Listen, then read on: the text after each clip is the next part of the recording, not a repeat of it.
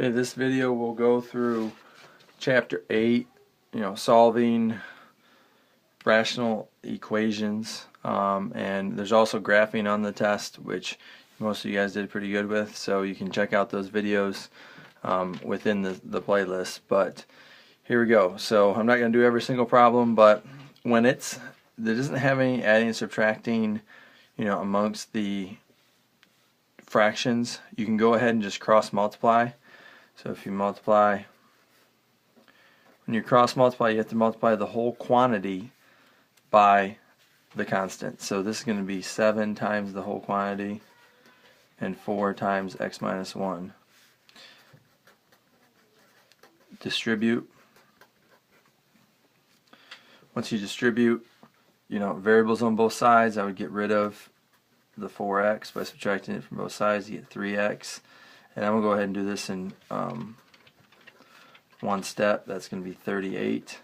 And then obviously divide by 3. So you get x equals 38 thirds for your answer, which equals 12.6 repeating. Alright, number 2, when you cross multiply, it's going to take foiling. Alright, when you do those two quantities multiplied together, it requires a FOIL. Still too many people foiling incorrectly. A lot of people want to do x times x and 5 times negative 2. We know it takes more than that. You have to distribute twice. So that's x squared minus 2x, and then distribute the 5 twice. So that's positive 5x minus 10 equals 30.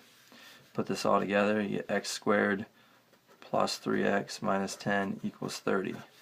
Now, that's a quadratic. To solve a quadratic, you must set it equal to 0. So subtract 30 from both sides, you get x squared plus 3x minus 40 equals 0. And this is factorable. I'm not going to go into how to factor it because we should already know that. If we have x plus 8 and x minus 5, those two multiply to get negative 40, but they add to get positive 3. So my two answers are x equals negative 8 and x equals 5.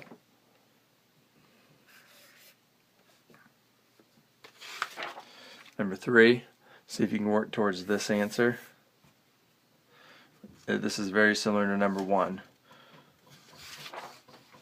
Number 4, same thing. Now this is going to require some foiling when you multiply those two together, but here this is going to cause call for the distributive property.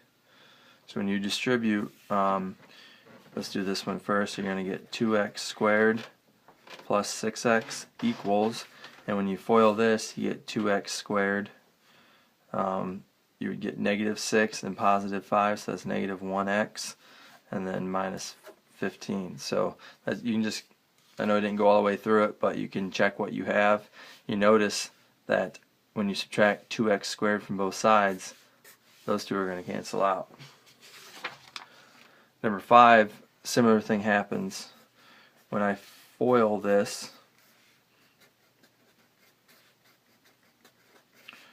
I cross multiply, it's going to require me to FOIL. And very quickly, let's get x squared plus 6x plus 8. You notice that I put the two terms together because I get 2x and 4x make the 6x. We need to get faster at this. X times x is x squared.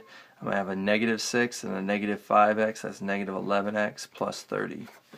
Well, when I look at this, I got variables on both sides. If I subtract x squared from both sides, those two both cancel out. So I'm left with a linear equation here. I would add 11 to both sides. So I have 17x plus 8 equals 30. So that canceled out.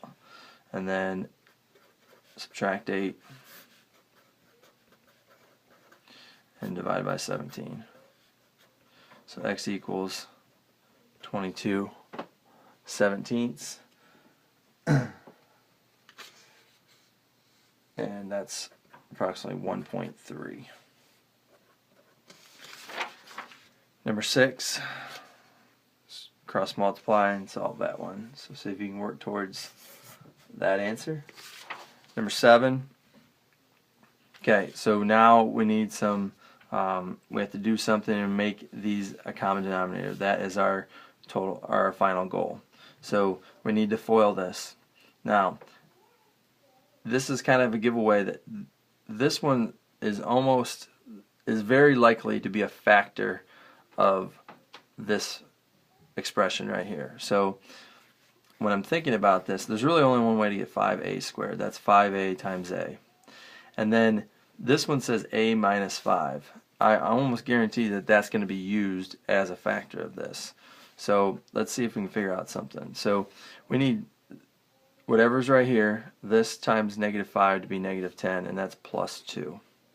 Now there's other ways you can think about that, but that's kind of the short and easy way. If you FOIL this out, you will get 5a squared and then negative 25a plus 2a. Negative 25a plus 2a is the negative 23a. And then 2 times negative 5 is negative 10. So that's how you factor that right there. So if I rewrite this, I'm going to write this in factored form. You know, the 2 on the end already have both factors. Okay, this one in the middle, this a minus, it only has a minus 5. We need both of them. Okay, and I was telling you, some of you, that they need each other. Okay, so if it's this is all by itself, it needs the other one. Okay, minus, now this one, we factored it up there, it's 5a plus 2 and a minus 5. So now I have the denominators looking exactly the same. This one's switched, but we know that's the same.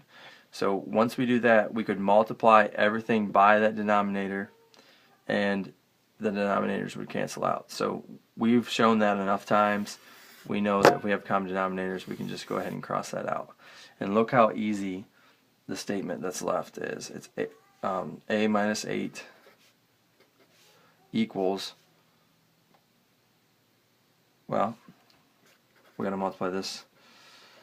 I added 5a plus 2.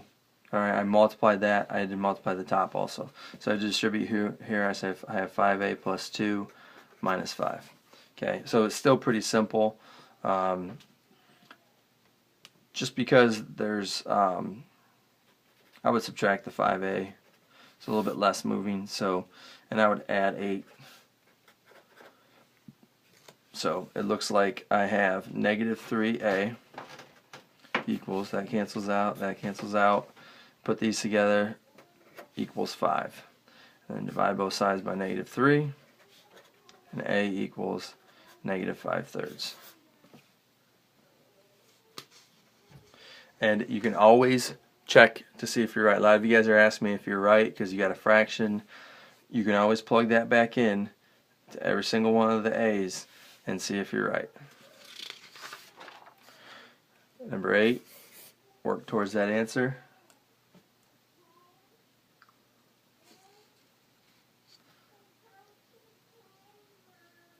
That is not right. That's 6 2/3. There you go. Negative 6 2/3. Alright, so there you go. Number 9 is 3/4. A lot of you got that one right. This one really just requires, this is 1 over 1 here. It needs to be 3x. So you need to multiply that by 3x and that by 3x. Think about it. 3x over 3x is 1. So all you're doing is changing that, so now you have a common denominator.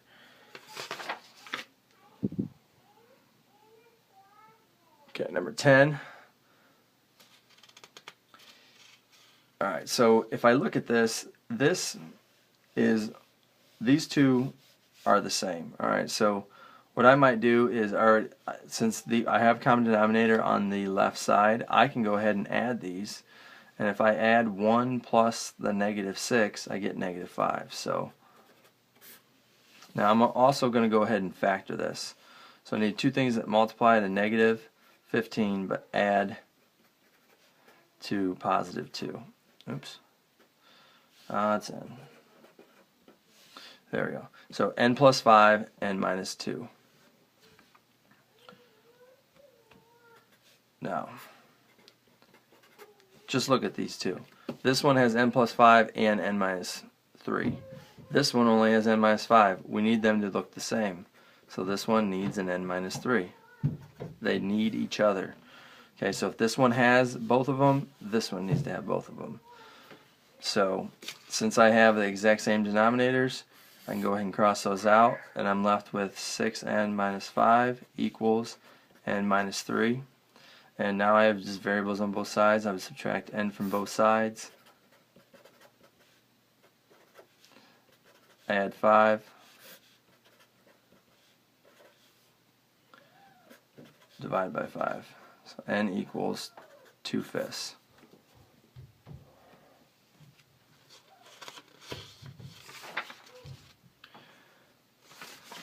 Okay. Number 11 finally requires you to use the use some factoring skills here, but if you factor this is m plus 4 and m minus 1. Now, you could take time to factor that, but look over here. You have two different quantities here.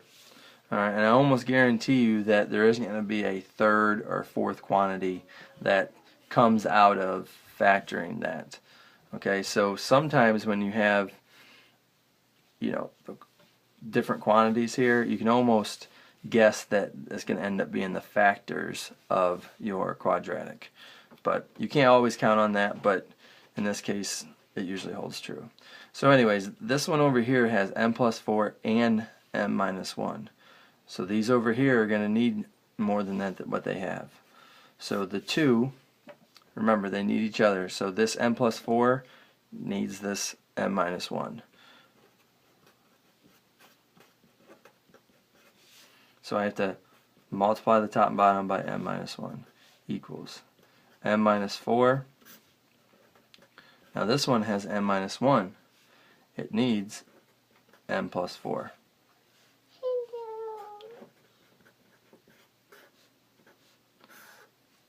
And this one has both of them, so I just leave it alone.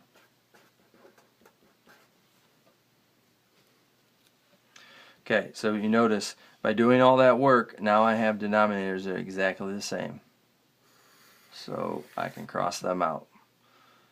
And look up top now. So up top I have a distributive I have to do, I have to FOIL, and then I can't forget this minus 1, or this subtract 1.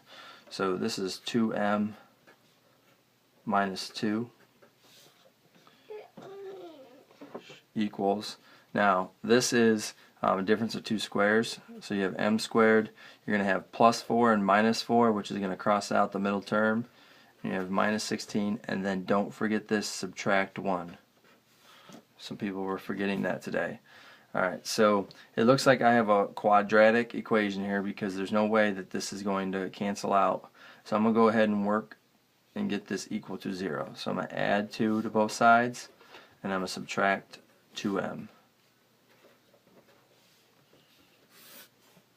So those are going to both be gone. That is, so 0 equals m squared, and this is a little bit sloppy. If you put all those together, you get negative 15. So negative 2m, that didn't have anything to collect with, and then minus 15.